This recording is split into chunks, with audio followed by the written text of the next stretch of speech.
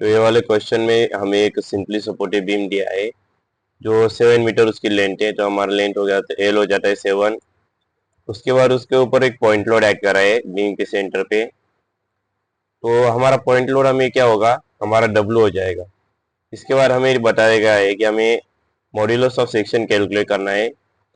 अगर उसका bending stress जो है वो 140 एमपीए है। एमपीए का मतलब न्यूटन पर एमएस होता है स्क्वायर। अब हमें इसके लिए जो है सबसे पहले मोमेंट कैलकुलेट करने की ज़रूरत है। मोमेंट यानी कि एम।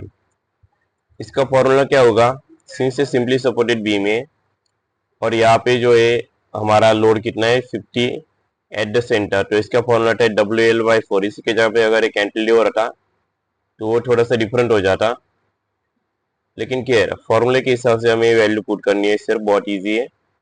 तो 50 हमारा होता है किलो न्यूटन, यानी कि यहाँ पे 50 एल है हमारा 7 डिवाइडेड बाय 4। तो इसे अगर हम करेंगे 50 इंटू 7 350 डिवाइडेड बाय 4, हमारा आंसर आता है 87.5 into 10⁶ newton per M square. Sorry newton, newton M not square. Next से हमें प्लक्जर इक्वेशन का यूज करना है। प्लक्जर इक्वेशन क्या होता है, M upon I equal to sigma upon Y. अब यहाँ पे क्या है, प्लक्जर इक्वेशन में हम टर्म जो है वो एक्सचेंज कर सकते हैं। तो आई अगर यहाँ पे डिवाइड हो जा रहा है तो यहाँ पे जाके क्या होगा, मल्टीप्लाई, यानी कि सिग्मा की जगह वो ले लेगा। सिग्मा यहाँ पे मल्टीप्लाई कर रहा है तो यहाँ पे जाके क्या होगा, डिवाइड होगा। तो इन दोनों की जो पोजीशन है वो हम इंटरचेंज कर सकते हैं। तो हमारा नया इक्वेशन क्या हो जाएगा, यहाँ पे भी देख सकते हो, M upon sigma equal to I upon Y.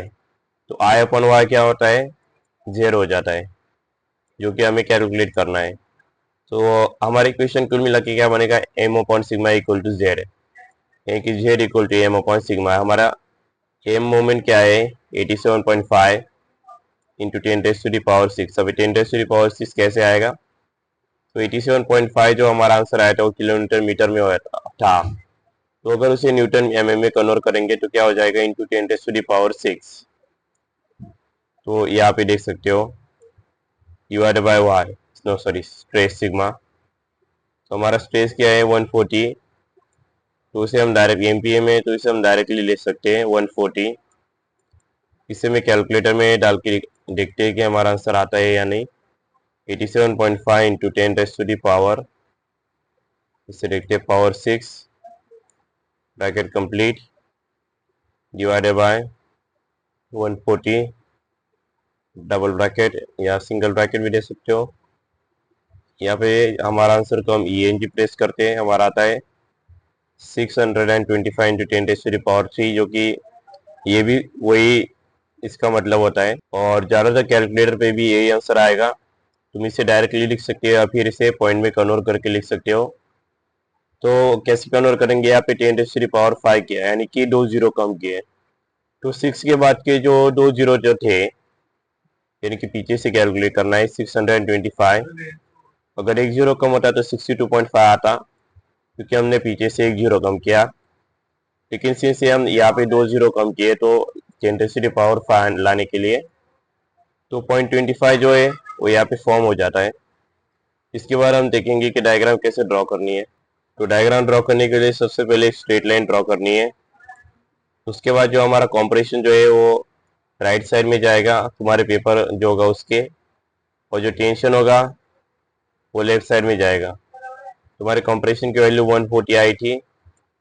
और यहाँ पे हमें क्वेश्चन में एक चीज दी गई है, section if bending stress is not to exceed 140।